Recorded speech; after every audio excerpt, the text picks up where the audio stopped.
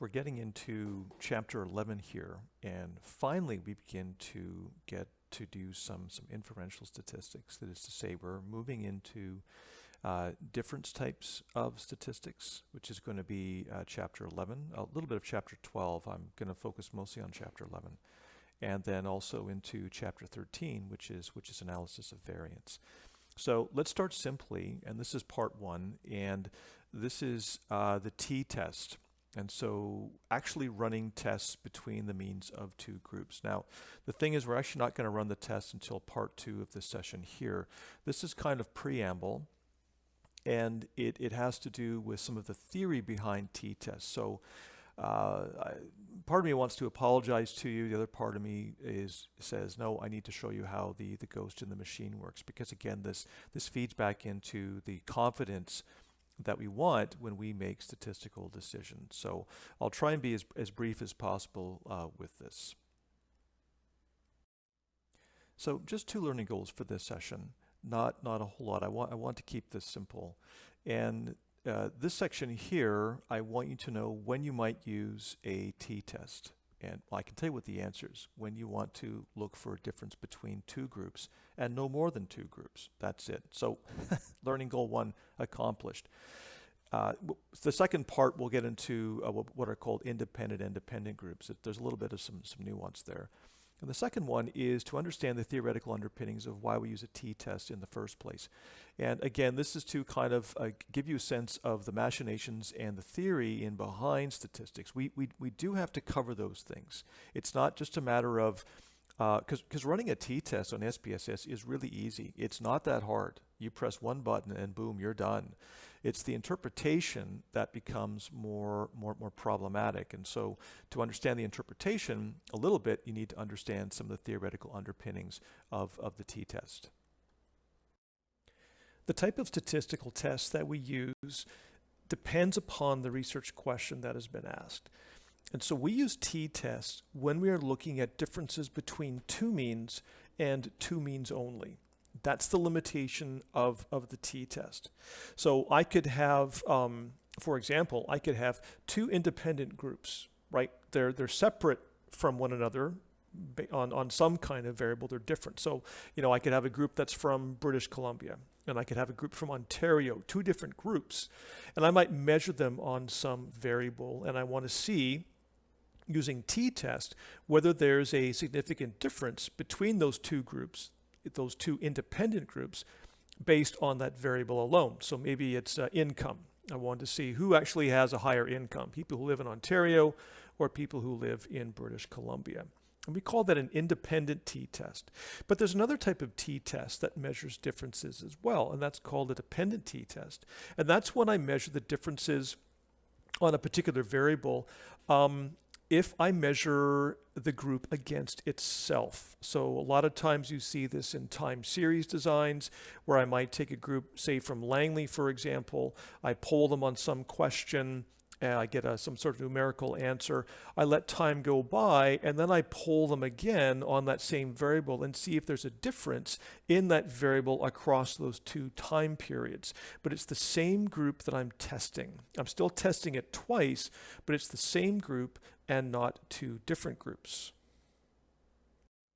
And so what the researcher wants to do is establish 2 points.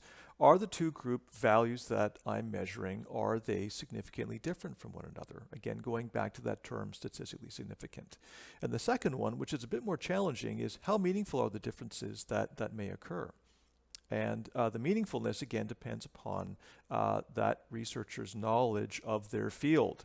Again, we can show statistical significance and show a difference between two means, but in the real world, it may not actually be meaningful, right? There's a difference between statistical differences and meaningful differences. It's always ideal when you've got both. Yes, this difference is statistically significant, and there's a meaningful difference here. It's not so helpful when you have a statistical difference and the meaningfulness in the real world inside, the application of such things, it's not so meaningful. And then it's sort of like, well, okay, we've kind of answered a question here, but how much of an impact is it going to have?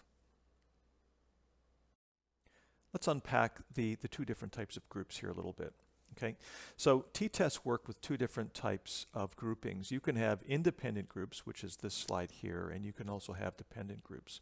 So independent groups are groups that really are independent of one another. They're not really related in some way. They can be from the same sample, but they're independent, right? They're not the same group. And so this might be something where on this example slide here, I've got two groups up top here, and this might be strength, for example. So I take a random sample of university students, that's my group 1. I take another random sample of university students, that's my group 2, and I measure them on their bench press strength or something like that. And so I don't expect, if I've done everything correctly, I shouldn't expect much of a difference between bench press strength between my group 1 and group 2, despite the fact they're still from the same population, right? They're university students. But what I do though is and again, this is where research methodology comes into play. What I do though with group 1 is I actually give them an intervention and I actually give them a chest muscle or pectoralis muscle strengthening intervention. And I measure their bench press scores, and this might be over 3 or 4 months. And then I test them again on their bench press, and I compare them to, again, a group of university students who did not go through any sort of intervention. And because these individuals here experience an intervention, they are now a different group or an independent group from this group here. Why? Because they experience something different. That changes them. That makes them independent of the original group. And if I were to compare these two different groups now, because this group here has undergone an intervention protocol, I might hypothesize that I'm going to see a difference in bench press group scores between group 1, who received the intervention, right, compared to group 2, who didn't receive the intervention. So this is an example of independent groups. Now, a dependent group is the same group that I test against itself. And so a lot of times with dependent groups, you're talking about, is there any difference pre and post that might occur between the same group? Now notice here, on this slide here, I've got group 1 and I've got group 1. I'm comparing group 1 against itself. And let's say that the research hypothesis might be the same. I want to see if there's any change in bench press strength if I give an intervention. And so I test group 1 initially on their bench press strength. I then give them an intervention, right? It might be 3 months of bench press strength training, whatever that intervention is, and I test them again, and I expect to see a difference in between the bench press scores between time 1 in group 1 and also in time 2 in group 1 after they've experienced the intervention. And we would call this a dependent groups test. And if you didn't get all that, here's a nice little slide that kind of summarizes the differences between these t-tests, right? So I can have what I run is an independent t-test. I assess differences between two independent groups. I can also run what's called a dependent t-test, where I assess differences between two dependent groups. That is to say, it's usually, it's a test-retest situation where I test the same group against itself at a different point in time.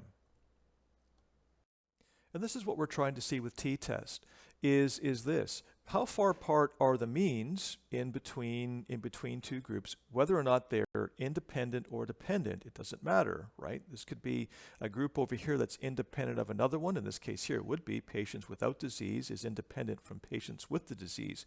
What's the level of independence? Disease. This group here doesn't have the disease, this group does. That's what makes them independent. Or it could be, patients without the disease, and again, patients without the disease again. I compare them against each other. But the question is this: how far apart do the means have to be before we say there's a significant difference between the means? Now, we worked with Z distributions before, but now we actually have to use t-test. That's the statistical test that we use to determine differences between two means. And those two means can be either independent groups or they can be dependent groups.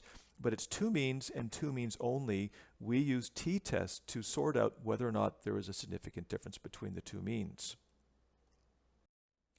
Now here comes the theory side of it, so bear with me. before we used Z-scores, right? You did some work with Z-tables. We talked about the probabilities of scores occurring on normal curves, all that. And so why can't we just use Z-scores? Why do we have to use, what we're going to get into, our T-scores? Why do we have to use T? Why am I making your life so complicated? Well, it's not me. It's other statisticians. But there's a reason. We can't use Z-scores to determine differences between two sample means because the Z distribution assumes we already know what the population distribution is, right? Remember, it's a theoretical construct that we've been using. In the real world, we don't know what the distribution is. We don't know what that is. And so what we have to do is we have to rely upon our samples to provide estimates. Right? So remember, the Z distribution is all about the normal curve and understanding that this is the population curve. In the real world, we don't know what the population curve is. We use samples, right, to estimate what the population is. And so what this means is we have to take the Z distribution and we have to adjust it a little bit. To extend this a little bit further, remember that researchers rely upon a sampling distribution, right, to kind of estimate the mean of the population. And so the researcher needs to estimate the sampling distribution and the associated standard error, right, as opposed to the standard deviation. This all goes back to inference. We're using a sample to represent the population. And so what we should be using instead of standard deviation units in our normal curve is standard error units because this represents the population better. And this is going to change, and we know that standard errors are going to change for a given sample size. Recall back that a standard error is equal to the standard error of a population can be estimated if I have the standard deviation of my sample and also the sample size. Remember that formula? Standard error is equal to the standard deviation divided by the square root of the sample size. And so we have to incorporate the standard error into our T distribution. So again, recall that when we're using Z-scores and Z-tests, we learned that when the population distribution follows the normal curve, the shape of the distribution of the means also will be the normal curve. But this changes a little bit when you start to do hypothesis testing, right? Again, this all goes back to inference. So this changes a bit when we're trying to, when we use a population variance with respect to the normal curve. And so here's the logic. Because our estimate of the population variance is based upon our sample, and it is, standard error is equal to the standard deviation divided by the square root of the sample size, right? And from sample to sample, our estimate of the population variance will change or vary somewhat. We saw that before. We don't always expect our sample mean, if we do repeated samplings from a population, we don't always expect our sample means and variance to be the same, right? There's therefore going to be some variation in our estimation of the population variance. And there's going to be what we call a greater variation in what we call the T distribution. Right, we're moving from Z to T. We're actually going from our Z distribution, which is a normal curve, and we're going to take a look at the T distribution, right, which is similar to the normal curve. It's just adjusted slightly. And so because we have this greater variance, we can't depend upon the normal distribution or the Z distribution to give us our probability of where means are going to occur. We have to use what's called the T distribution. So let's just pause here and summarize. If you didn't get any of that previously, hopefully these next two slides might clarify a few things. When the sample size is infinite, or when the sample size is the population, the T distribution of the scores is identical to the Z distribution. They're one and the same, okay? But the sample size affects this T distribution, that is to say, the curve that we're going to use. And the smaller the sample size, the more variance is introduced into the T distribution, and therefore it becomes wider, or as I call it, it becomes fatter. Okay, so it's still a curve, and all the proportions stay the same, but the sample size affects the width of this curve. It either gets fatter or it gets skinnier.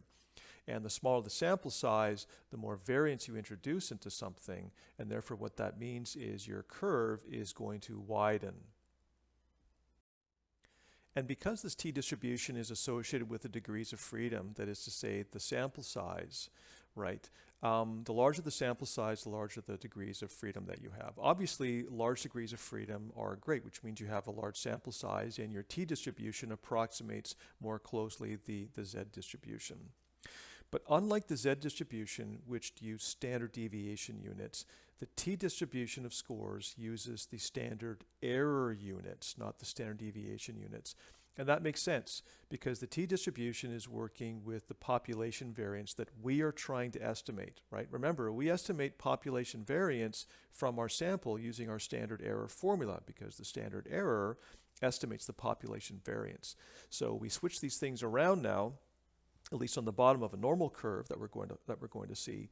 And instead of having standard deviation units on the bottom, now we're going to be using standard error units. And right on cue, here comes our curve. And so this is the t-distribution curve, kind of. Notice that on the bottom, I think I mentioned this in a previous slide, when we're using a t-distribution of scores, it does follow the normal curve. Okay, and on the bottom, what you have, instead of having standard deviation units to describe the variance, you've got standard error units because the standard error is the population. However, the width of this curve, or the fatness or the skinniness of this curve, depends upon the sample size, right? And the term used is degrees of freedom. Smaller degrees of freedom means smaller sample size. Larger degrees of freedom means larger sample size. That's for us. We're gonna run with that.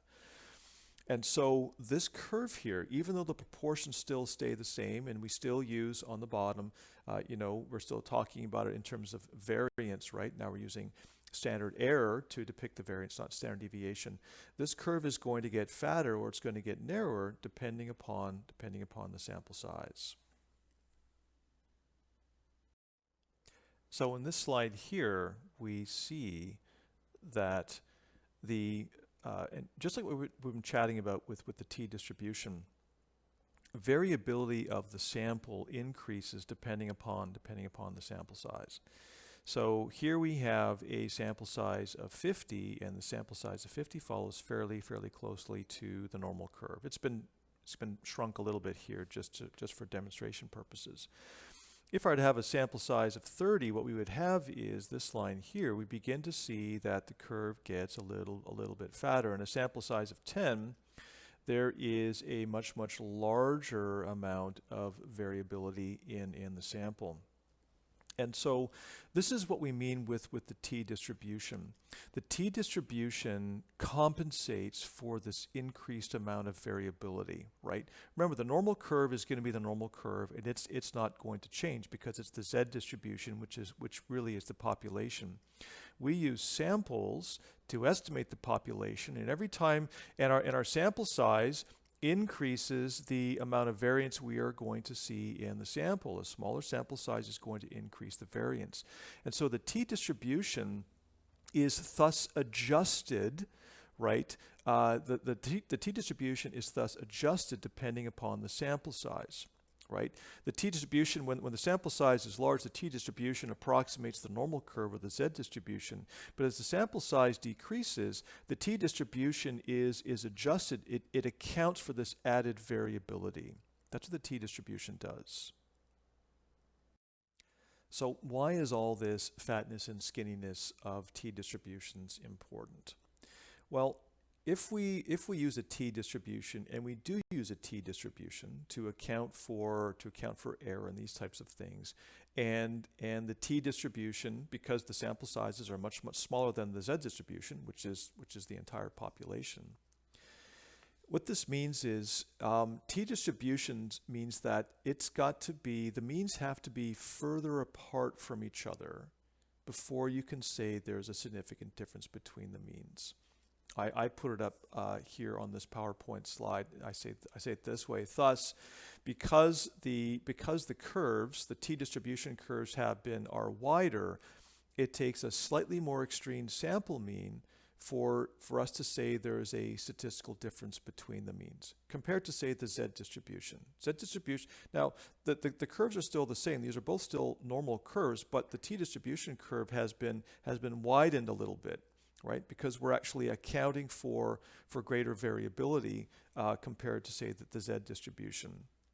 And so the key part is here, using these fatter t distributions, if we're comparing two wider or fatter t distributions, comparing the differences between the means, like we did with the patients with disease and without disease type of example, the fatter t distributions means that the means have to be further apart for there to be a statistical difference. We're making it, using a t-distribution makes it harder for the researcher to say there really was a significant difference between the means. It'd be a lot easier if we simply just use the Z distributions, but we can't because the Z distribution assumes we know the population variance. We don't. We have to use a t-distribution, which is an adjusted Z distribution based upon the sample size. And why is this important? When we use these fatter t distributions to see if there's differences between the means, just like we did with the patient example there, but now it's harder, this gives the researcher added confidence that a significant difference really exists for a specific level of threshold that we set, either 0.05 or 0.01. That's the reason why we use these t distributions. We fatten them a little bit, which means that it's almost like adding added variance to it, right? So we're going to fatten these curves a little bit so that if we see a difference between the means, that actually gives us greater confidence that a significant difference really occurred, because the means have to be further apart from each other before we say there was a true difference. And again, just to reiterate the previous slide, the t-distribution again looks much like the normal curve, but it's a little bit fatter depending upon the sample size. And just how much the t-distribution differs from the normal curve depends upon the degrees of freedom or the sample size itself.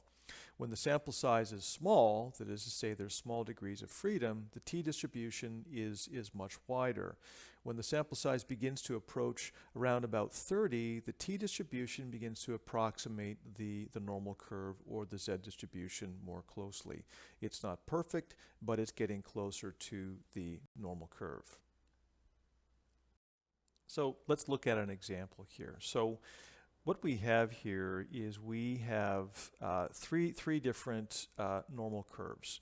One is the actual normal curve here, which is the black line. Okay, we know that's the normal curve because the degrees of freedom are infinite, which means that this really is the population normal curve or the Z distribution. We've got a blue line here, and this is a type of t distribution that's been adjusted from the normal distribution, because if we see here the degrees of freedom are 6, which means the sample size is much less than the population sample size. And so we see that this blue curve here has been widened to a certain extent to actually add in some added variability that we would expect because the sample size is so small. And the third line here is this red line. Notice how wide and how fat the red line is here, because the sample size is so small. There's an awful lot more added variability. So what does this all mean? So if, for example, I'm trying to compare two different means, and I want to use the Z distribution. Let's just assume that I actually could get the population, sample the entire population. What this would mean is that second mean would have to be 1.96 standard errors away from this first mean for me to say there was a statistically significant difference. Okay, this is going to be my threshold that I set. If that mean fell to this side here, I would say there's a significant difference between the means. If it didn't, it would be here. And so we have these areas that are set. It's going to be a certain 1.96 standard errors away from the mean for there to be a statistically significant difference. Now that's going to change a bit, as we see on the next couple of slides, when we take a look at smaller sample sizes and how far apart those means have to be by virtue of how many standard errors they have to be away from the mean for there to be a statistically significant difference. So in this example, what we have here is I don't have the capacity to go and test the population. As a matter of fact, I only have the capacity to test a very small sample. Okay, so the degrees of freedom for that sample are small, there's 6. And so this blue line here is the adjusted t distribution. It's adjusted from the black Z distribution line here. And what we see is there's still aspects of symmetry that hasn't changed, and the proportionalities haven't changed either in terms of the bottom. But for me to find a significant difference at the 5% level now, right? Now what happens is that's going to push this mean over here. So before with the Z distribution, I would say, well, if I want to see a 5% chance the findings happen by chance, I can use a standard error of 1.96. But with a smaller sample size here, a 5% chance that these findings happen by chance, now that value is moved over to a standard error of 2.45. It's been adjusted upwards. And if you notice, the original mean had to be on here, and now this mean has to be further away from the original mean for there to be a statistically significant difference. Okay, so the smaller the sample size, the further apart that the two means have to be. Let's take this a step further. Let's go down to a really, really small sample size. And in this case here, we've got degrees of freedom round about 3, which means it's a very, very small sample size. This could be a sample size of 4. And look how the t distribution has been changed even further. It's a lot wider and fatter, definitely compared to the degrees of freedom of 6, and also definitely compared to the normal curve here. So in this case here, if I want to see a significant difference between this mean and another mean, that second mean is going to have to fall over here. It's going to have to fall to the right of 3.18 standard errors. Okay, so with the Z-score here, going back to the Z distribution, if I want to find a difference between the means, that second mean has got to be more than 1.96 standard errors away from the first mean. If I go to degrees of freedom of 6, which is a much smaller sample size, now that mean has got to fall 2.4 further to the right of 2.45 standard errors away from the original mean. And to go even to a smaller sample size, what we see here is that mean has got to fall to the right of 3.18 standard errors. Again, all the proportions still stay the same under the curves. Now what we're doing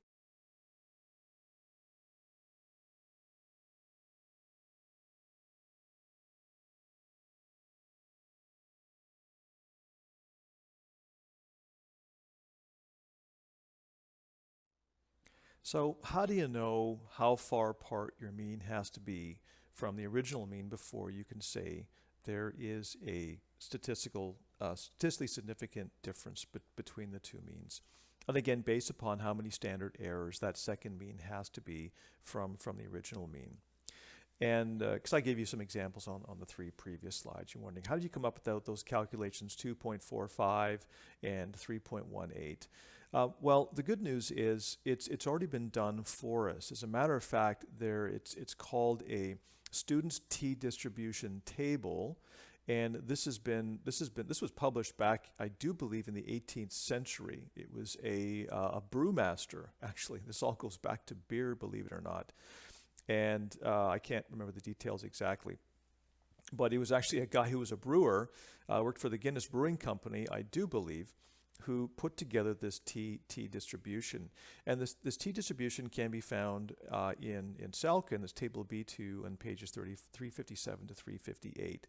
And it breaks it down by degrees of freedom, which we know is related to sample size, and also the number of standard errors that a mean has to be from another mean before you can say there is a statistically significant difference. When I teach this course face-to-face, I have my students work through work through these tables. I give them questions on that. It's just a little bit complicated to do that online. I just don't think there's enough time to absorb that, and we could probably take a week just simply learning how to use that table. So I'm going to skip that. If you are interested, if this interests you, definitely reach out to me, and I can have a Zoom session with you, and I can show you how it works. In reality, what you're going to be doing is in the real world, when you run a statistical test between two means, you're not going to go to a t-table. Okay, that's mostly for educational purposes to kind of show you how this t-distribution theory works. You will simply do a readout from an SPSS output, and it's much simple. Well, there's a bit of complication to it, but it's way simpler than going through all of this. You just have to recognize what this T output that SPSS is giving you is telling you. And we're going to go through that, and I'm going to do some interpretation of these t-tests for you, and so you can actually interpret what a t-test output is telling you.